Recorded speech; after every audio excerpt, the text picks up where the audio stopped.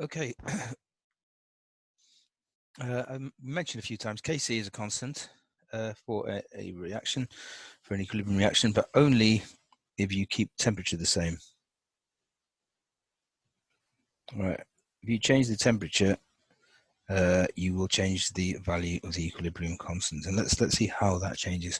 So let's have a look at again one of our old favorites, formation of ammonia.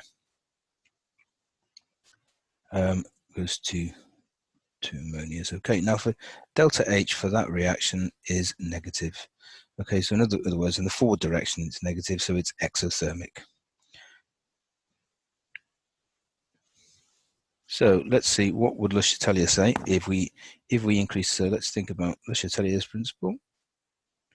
If we increase the temperature, Le Chatelier tells us the reaction will try and, so it will move equilibrium so as to try and oppose the change, so decrease the temperature. Right, you won't be able to decrease the temperature, but that's what we say. That's how we predict the effect of it. It will move to try and decrease the temperature, i.e. it will move in the endothermic direction.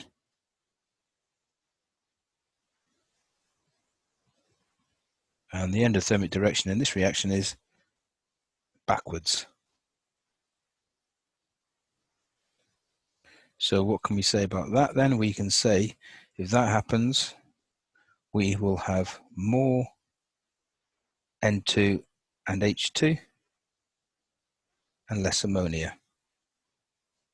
And if we just remind ourselves, what does the equilibrium expression look like? So it's products over reactants in it. So it's NH3 to the power of 2 divided by N2 H2 to the power of 3. So we are saying here, look, you're going to have more of that and you're going to have less of that. So we're going to say is therefore Kc will decrease of a smaller as the temperature increases. Now we could use exactly the same logic for if we had an endothermic reaction, and we could, you get exactly the same, the opposite happening there. So let's say, so we'll just summarize that. So we'll do that in a minute. Let's have a look at the, let's have a look at an endothermic reaction.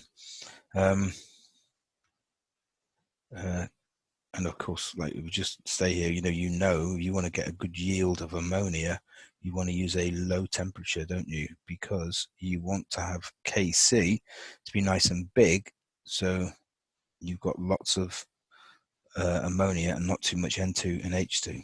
So a low temperature will give you a better yield of ammonia.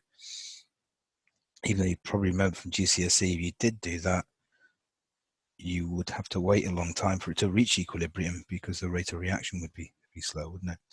Right, let's have a look at another reaction.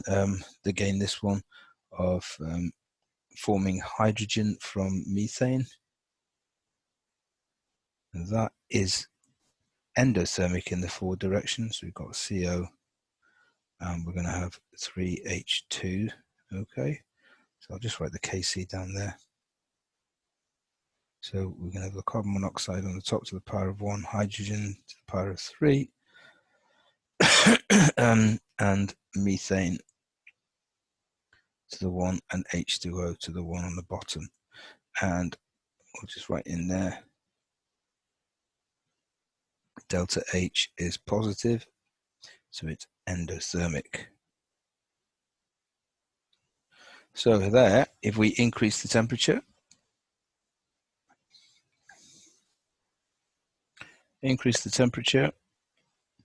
the equilibrium will move backwards.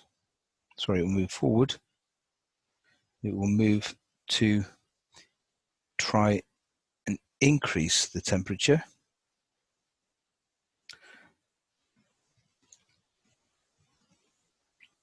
To try and decrease it, sorry, we'll try and do the opposite. So if it decreases the temperature, it's going to move in the endo direction. We've said the endo direction is forwards in this case. So we're going to get more carbon monoxide and hydrogen.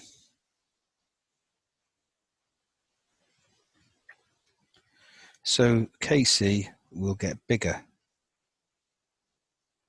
because we're going to get more of those, and we're going to get less of these two on the bottom. So Kc will increase. So whether Kc goes up or down as you change the temperature depends if the reaction is endo or exothermic.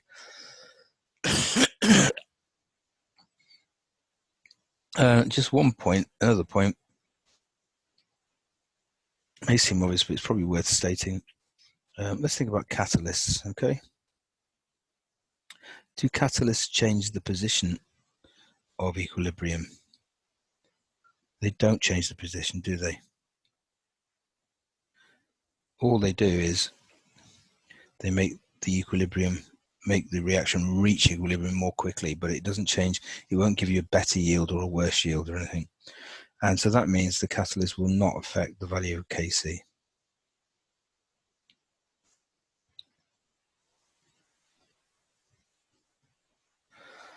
Okay, so we'll leave that there.